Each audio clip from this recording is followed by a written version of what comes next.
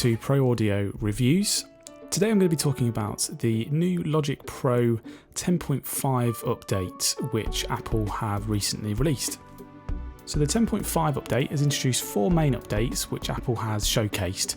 There is various other subtle changes and improvements to Logic across the platform, but they've really pushed these 4 as part of the information on it.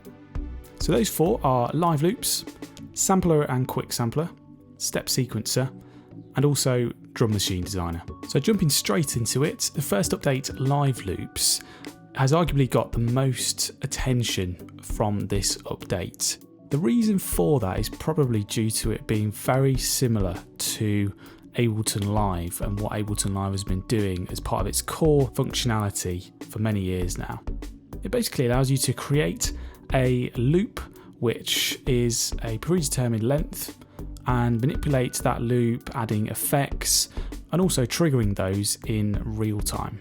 Those loops can be created however you like within Logic, but I found it really easy to use the new Step Sequencer as part of this update to create the loop in the first place. It was very easy to drag and drop different samples around which I'd created within Live Loops, and it also allows you to drag and drop back and forth between the Live Loops window and the tracks view, which was very handy when going between the two. I think only time will tell whether this will be a success and it becomes a direct competitor to software like Ableton Live, but I'm sure in typical Apple fashion they will improve it and evolve it with further updates as time goes on. So it'll be interesting to see how they change it to be more user friendly, maybe adding extra features and things like that with further updates. The second big change with the 10.5 update is notably the Sampler and Quick Sampler. So Sampler is effectively a reinvented version of the old EXS24, which, if I'm honest, in my opinion, was starting to look a bit outdated. It's been a brilliant multi-sampler, it's got some great features, really easy to use, but definitely due an update, so it's great to see that. All the original sounds which you would find on the EXS24 have been migrated into Sampler. And as far as I could tell, there wasn't that many additions to the Sampler from the EXS24. Unlike the EXS24, Apple has introduced a tabs design to the Sampler plugin. So this allows you to see as little or as much as you like. So you can have a very stripped down, easy to use version of it, or you can display all the tabs at once and be able to dive into Sampler's more advanced features. In addition to Sampler, there's also Quick Sampler, which is effectively a single audio file version of Sampler. Now it's got a drag and drop design which was very easy to use. It allows you to drag any audio file into it, it then analyses it very quickly and allows you to get manipulating that sample very quickly. Another nice feature of this as well is that you can record into Quick Sampler from anywhere else in Logic. So if you created a sound that you really liked in Retro Synth or Alchemy, then you would be able to record directly into Quick Sampler and start manipulating that sound that you've created.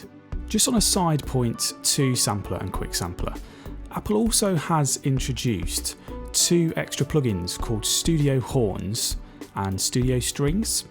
Now traditionally, unless you wanted to use an external package like Native Instruments Complete or something like that to get your string sounds, your best bet in stock Logic was most likely to go onto the EXS24 sampler and find your strings on there.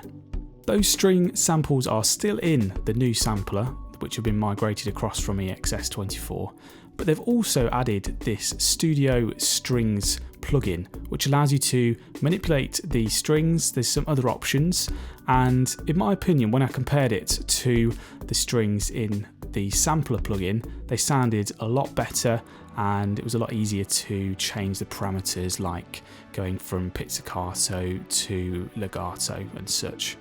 Effectively, the same thing has been done with the Studio Horns plugin. So this was very similar to the strings. It allowed you to change very similar parameters, but I found that it sounded a lot better than the ones in Sampler.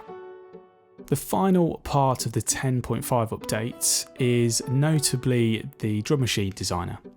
So this has been introduced alongside the Ultrabeat plugin. So previous drum orientated plugins have not been removed from Logic. Ultrabeat is still there, very much live and able to use, but this allows you to drag and drop samples into predetermined slots, such as a kick slot, a snare slot, and it was very intelligent and quick, allowed you to start building up a drum kit very quickly.